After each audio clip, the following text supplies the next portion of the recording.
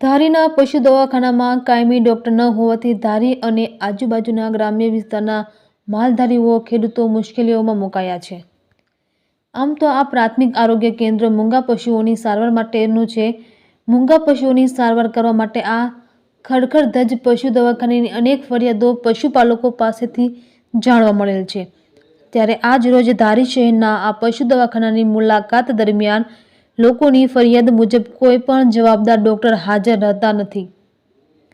પશુ દવાખાનાના પટ્ટાવાળા એવા એક કર્મચારી હાજર હતા જેમની પાસેથી પશુઓની સારવાર બાબતે પૂછપરછ કરવામાં આવેલ હતી।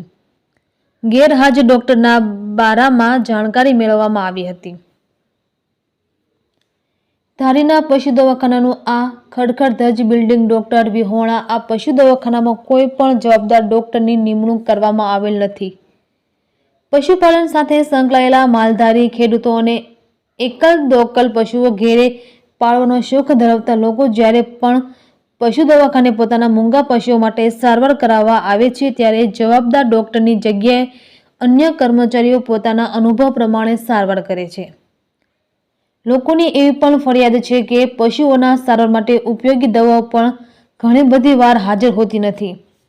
મેડિકલમાં દવાઓ લેવા ફરજિયાત જવું પડે છે। આમ તો અત્યારે કોઈ પણ લોકો પશુઓની માટે નાની સારવાર કરાવવા આવે નથી, પરંતુ એમ છતાં ઇમરજન્સી કોઈ પશુ બીમાર પડે તો શું થાય? હાજર કર્મચારીના કહેવા અનુસાર ધારીના પશુ દવાખાનામાં કાયમી ડોક્ટર નથી।